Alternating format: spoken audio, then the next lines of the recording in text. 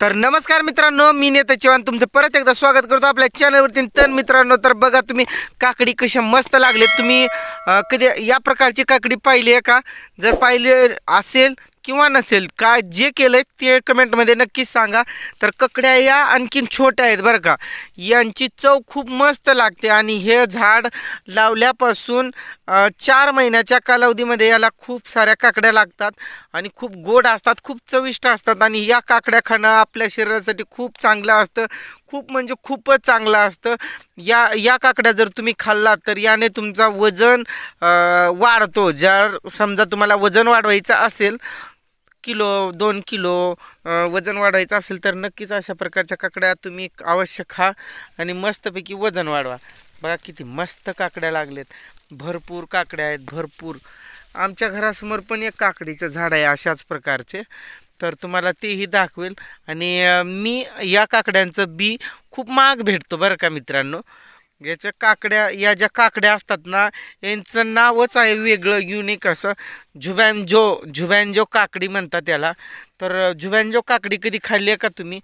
खूप चविष्ट असते। आणि याचं झाड किमान एक 20-25 फूट एवढा होऊ शकतोय, 20-25 फूट। तर त्यातून या झाडाची वाढ आता थांबलेली आहे। हा झाड आता परत वाढणार नव्हे। याची 20 फूट लांबी तुम्हाला पूर्णपणे दिसत नसेल मित्रांनो।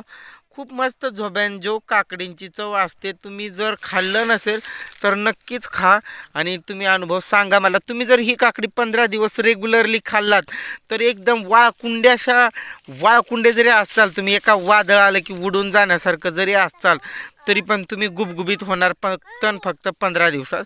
रोज 2 झुबॅन्जो काकडी खायची नक्कीच, म्हणजे वजन वाढतो। बघा कशी मस्त आहे। आणखीन या पिकाया नाही आहेत बरं का, या काकड्या पिकतात। या काकड्या पिकल्या का थोड्याशा मग हिरव्या पडतात।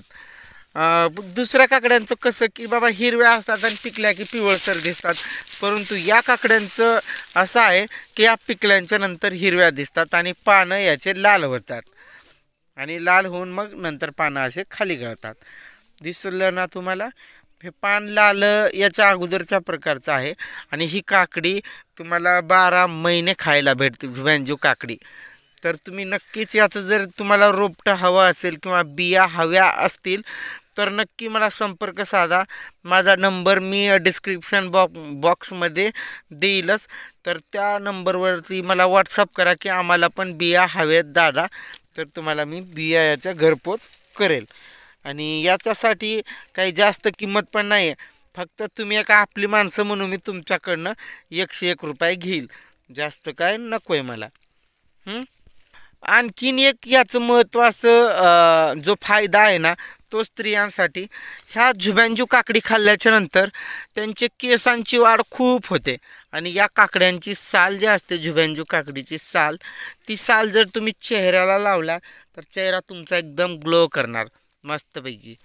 तर चला मग आता मी एखादी पिकली का बघतो झुबॅन्जो काकडी आणि खातो। आणि इथे खूप मोठी बाग आहे काकडीची, 1 एकरभर रानात बाग आहे।